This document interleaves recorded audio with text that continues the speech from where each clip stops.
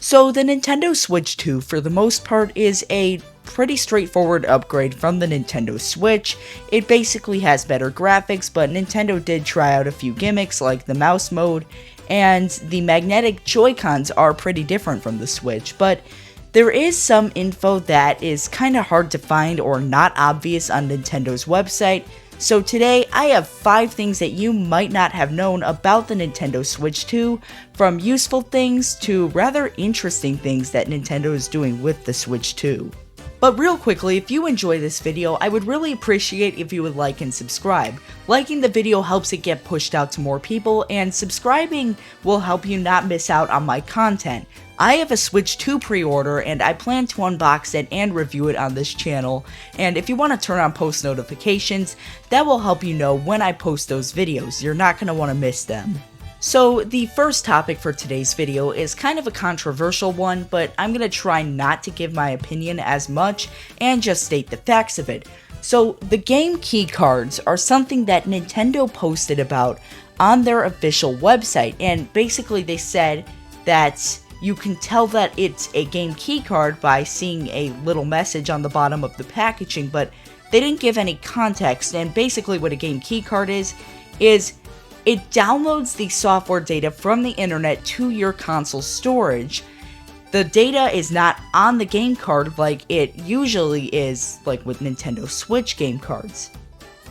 And you know, this actually caused a lot of people to panic, and rightfully so. Nintendo did not give much context. They could have done a much better job with that, but the game key cards are actually not as bad as they sound, and I'm gonna explain why. So these game key cards are for third-party developers who want to use them. So any first-party Nintendo game you purchase, like you go buy Mario Kart, you go buy DK Bonanza, those games will not be game key cards. All of the data will be on the cartridge. You have no reason to worry. You can play the game immediately once you purchase it. But the idea behind the game key cards is that you have third-party developers who will do like this thing where they put download codes in the box, and it's just a download code. It's not actually physical packaging, and then they sell it in physical retail, and a lot of people don't know about this.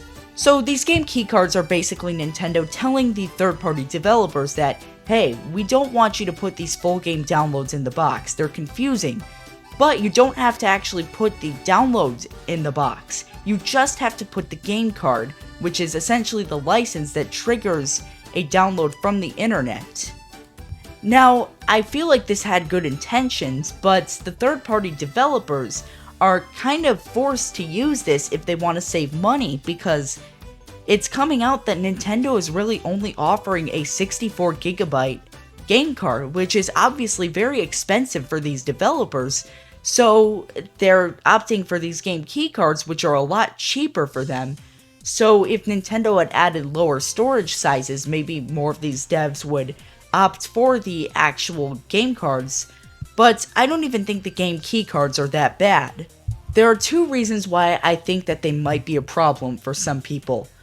One is that they do take up storage space on your console / microSD express card, whichever you're using to download it, and they take up that storage space, so I can see why some people are like, you know, this is kind of annoying because I'm going to need more storage. Totally valid point.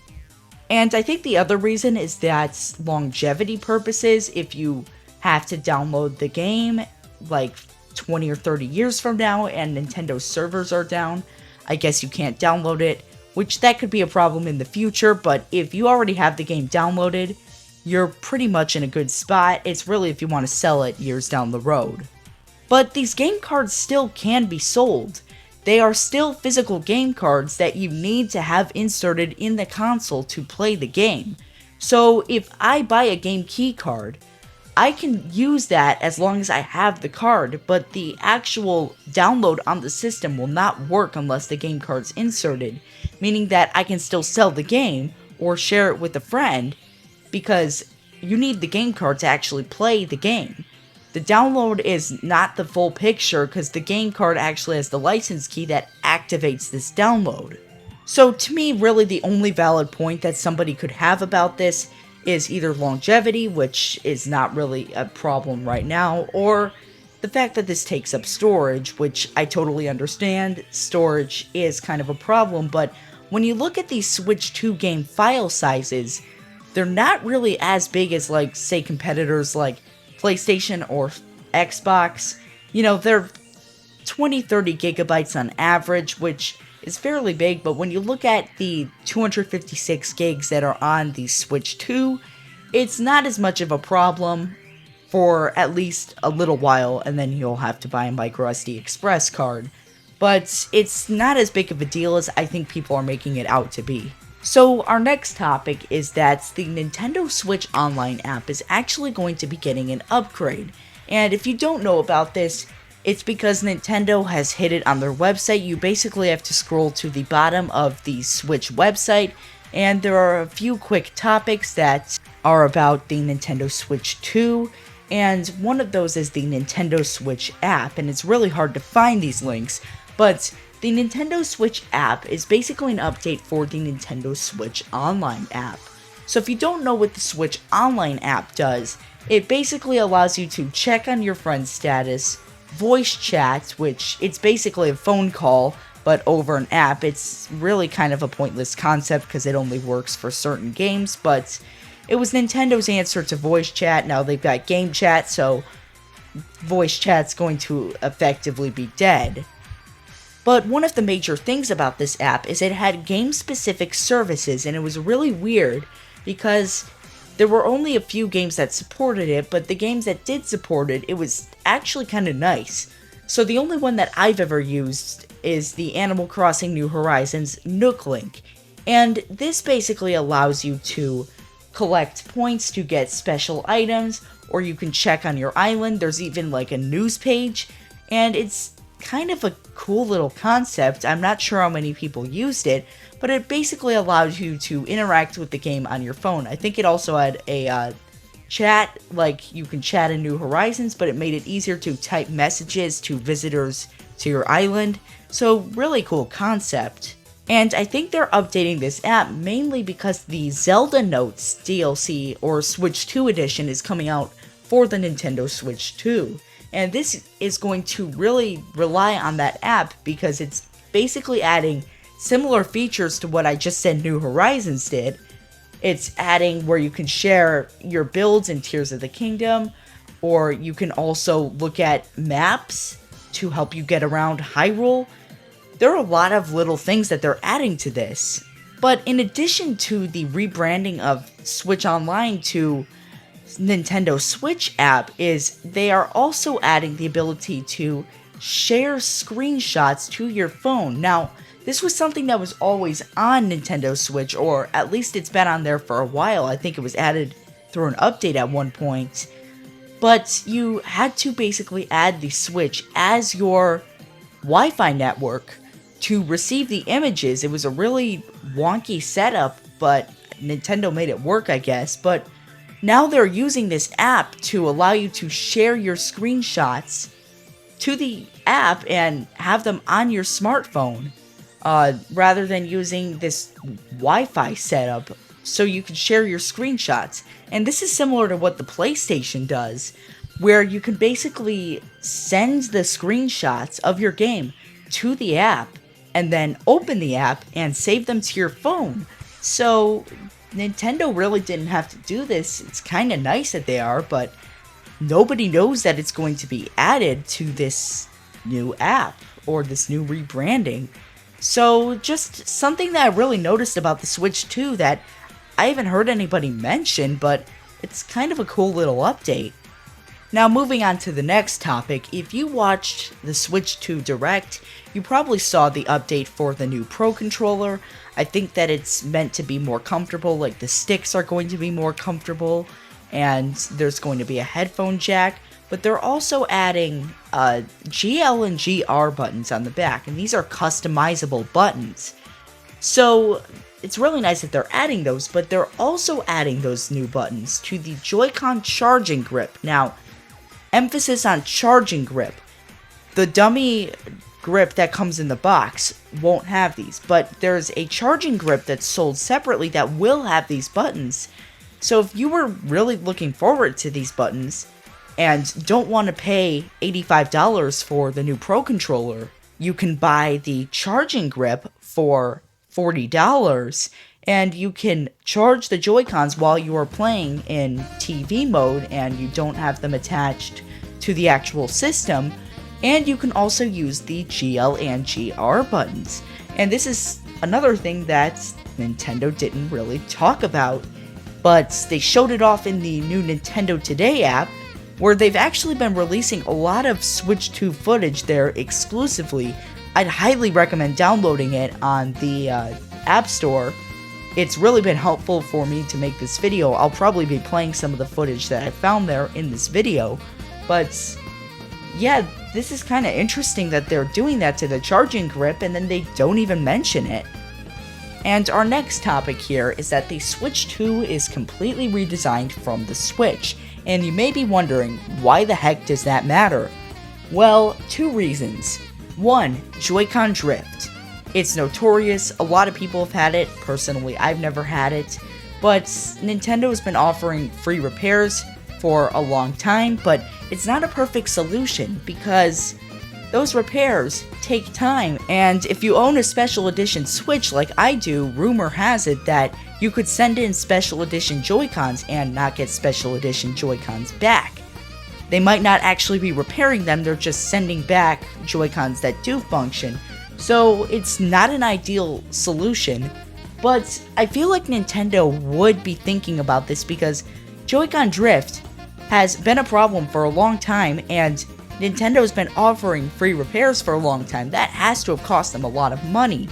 And Nintendo just is not wanting to talk about Joy-Con drift. It's one of the things that they never discuss because they know that it's something that is truly wrong with the Nintendo Switch. I feel like they would have thought about it with the Switch 2, and that might be one thing that just does not occur as much with the Switch 2 just because it's been completely redesigned. They didn't grab the Switch and said like, hey, let's change a few things about this and not really change too much under the hood.